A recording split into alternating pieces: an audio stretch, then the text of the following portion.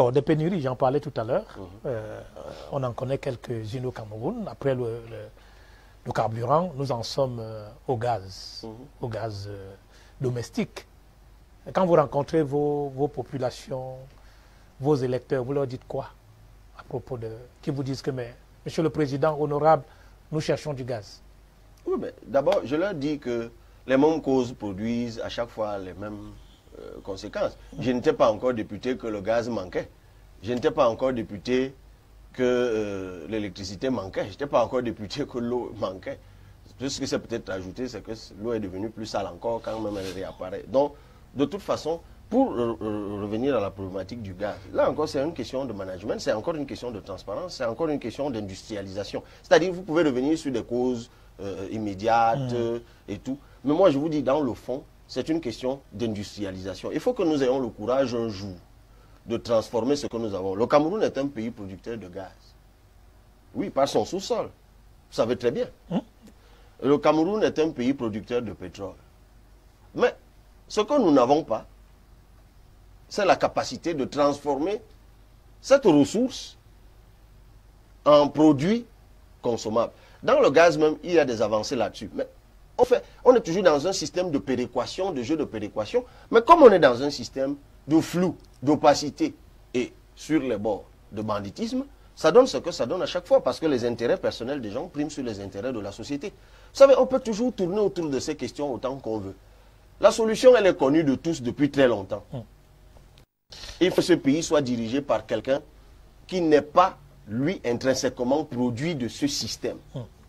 Voilà ça que je dis et je répète. Les élections s'en viennent. Nous disons aux Camerounais, voilà 40 ans que vous êtes gouverné par les mêmes et que vous subissez les mêmes choses. Si vous allez choisir encore, soit le même, soit quelqu'un qui est issu de son système, vous verrez. Parce qu'il est peut-être mieux. Parce que vous savez, ceux qui viendront Quand vous parlez de quelqu'un qui est issu de son système. Oui, c'est-à-dire, issu du système, c'est-à-dire quelqu'un qui porte... Franck Biya, par exemple, en fait partie? Il fait partie du système. Ah bon? Oui, enfin, il est le fils du père du système. Et forcément? C'est génétique chez lui, carrément, le système. Donc, il en fait partie. Donc, il faut éviter de reprendre ce type de personnes. Ah, c'est une déclaration forte que vous venez de faire. Ah ben la génétique, ça n'a rien de fort. Enfin, c'est fort quand même, c'est un plateau de télé. De père en fils, quoi. C'est pas bien compliqué non plus, que votre enfant vous ressemble. Donc, il faut éviter que ce type de profil dirige le Cameroun. Parce qu'en fait... Je voudrais qu'on passe à la prochaine question. Il y a une chose qui va se produire. Vous savez, ceux qui nous gouvernent dans l'équipe là, vous savez, ce que nous appelons le système, il y a beaucoup de Camerounais qui sont brillants. Beaucoup. Un peu comme je vous parlais tout à l'heure des bons vieux et des mauvais vieux.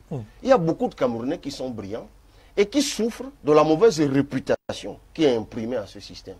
Donc demain, lorsque nous serons aux affaires, nous aurons besoin, on les identifie tous les jours, de plein de gens qui actuellement sont dans ce système. Ce qu'il faut changer en réalité, c'est le paradigme, c'est la vision. Donc c'est la tête qu'il faut changer. Si la tête émane du système, ben c'est comme, vous savez, comment je peux dire, comme la personne sera marquée par le système et n'aura en face de lui que ceux qui sont l'émanation du même système que lui, quel que soit le discours qu'il vous tiendra, il lui sera très difficile de faire autre chose. C'est pour ça, j'ai rien contre ça. J'ai rien contre ça. Il y a des gens qui renaissent, hein. Vous savez, les églises de réveil. Cabral, on a compris l'essentiel de votre propos là-dessus. Moi, je suis quelqu'un qui respecte la spiritualité. Donc, je sais que les gens changent. Les gens peuvent naître de nouveau. Il y a des livres, des paroles, la parole de Dieu le dit. Mais ce que je dis, c'est qu'il faut quand même être prudent. Il faut être prudent.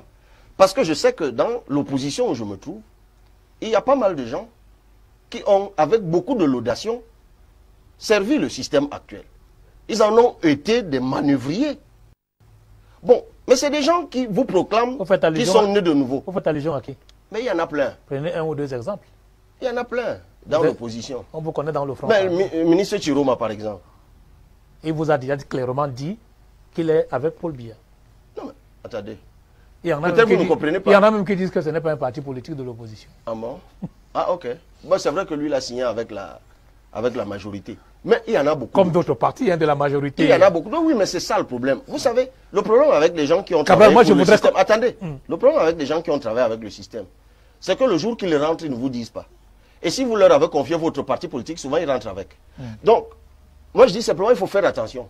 Il faut faire attention. Le président fondateur de avec votre... des gens qui ont servi ce système. Le président fondateur de votre parti... œuvré... Comment? Le président fondateur de votre parti... Vous m'avez dit tout à l'heure, il vient du SDF. Il était aussi au RDPC. Pas autant que je sache. Le fondateur du PCRN vient du SDF. Et après le SDF, il est même allé, je crois, à l'AFP. Je connais sa trajectoire. Et il en a souffert toute sa vie, justement. Très bien. Parce que juste en face de sa maison, au village, à Doukoura, nous sommes en actualité. Il y a une grosse pointure de ce système qui ne travaille qu'à l'écraser. On continue.